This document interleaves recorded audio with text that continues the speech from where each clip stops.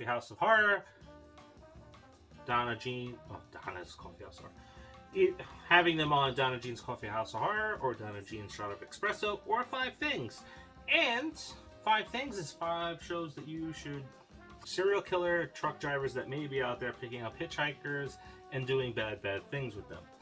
Welcome to another episode of the Popcorn Confessional, and this is Dave from Nerdbox, and I'm accompanied by my wife Jen, also from Nerdbox.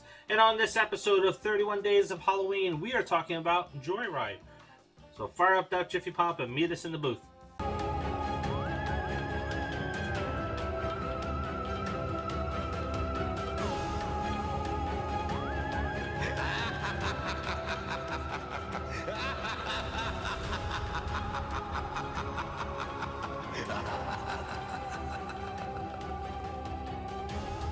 It's summer break, and college freshman Lewis has decided to embark on a cross-country road trip to pick up the girl of his dreams, Venna. But Lewis's romantic hopes hit a detour when he stops on the way to rescue his older brother, Fuller, who's in jail again, who goads him into playing a practical joke on a lonely trucker over a CB radio. Now that trucker, an unseen and terrifying force known only by his CB handle, Rusty Nail, wants the last laugh and revenge. Starring in this film, we have Steve Zahn as Fuller, who does not get enough credit for his acting chops and his range. He definitely does not. And he doesn't get cast in enough movies. Seriously, They need to... I know, he's pushing 50 now, but still. Next person is Paul Walker, who... Rest in peace. This was one of the 2 films that was like, hey, this guy's pretty damn good. The other one is Running Scared. And then we have the retired Lily Sobieski. As I mentioned, this is one of those it could happen in real life movies, because there are jerks out there, like Fuller and Lewis, mostly Fuller, who are on a drive cross country and they pick up a CB and it's like, hey, let's prank some people because we're bored and we need some entertainment. For the majority of this movie, we never really get to see Rusty Nails. You get a glimpse of his face, but that's about it towards the end, which I think adds to the fear element of this movie. You only get to hear him, you never get to see him, you see the truck, and that's it. His voice, iconic. You know, Black Sheep, you really ought to get that fixed. Get what fixed? Your tail light. He has the voice that I feel like a trucker should have. Right? He just had, I just feel like if I were to hear that voice, I would picture a trucker. This guy is no jokes. Is he a serial killer?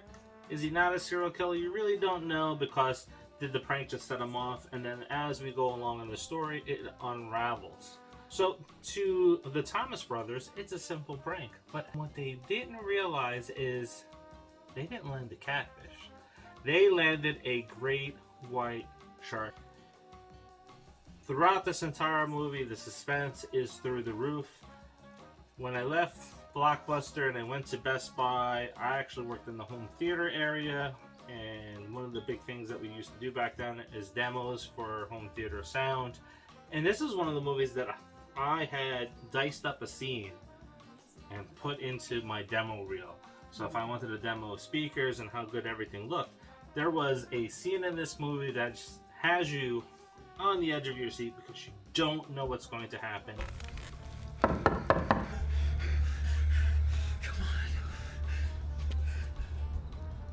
Hello?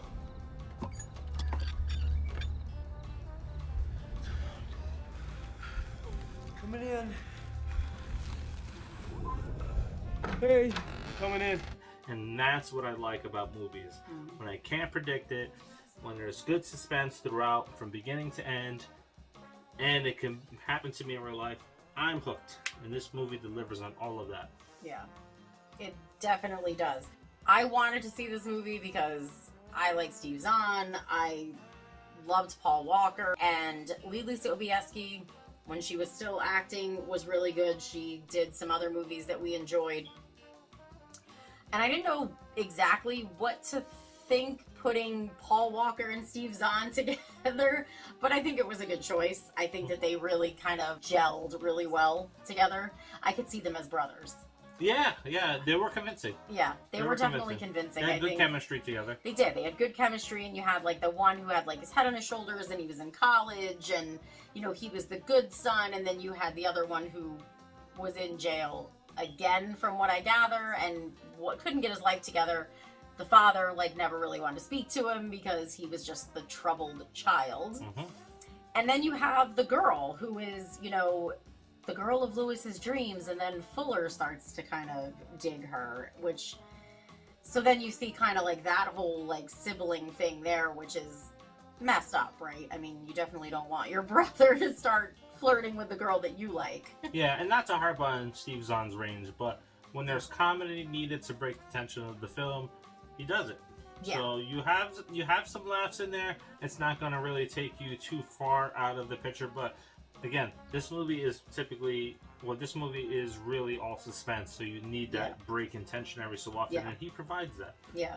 And even when you have like the break in tension where, you know, the one scene in particular where they have to strip naked, it's still intense. Mm-hmm. You're just like, oh my God, like what's going to happen? Mm-hmm. Like I can't even imagine what's going to happen right now. Now, as part of the 31 Days of Halloween movie challenge, we have on the list that you need to include some movies as part of a franchise. So this is part 1 of 3 films.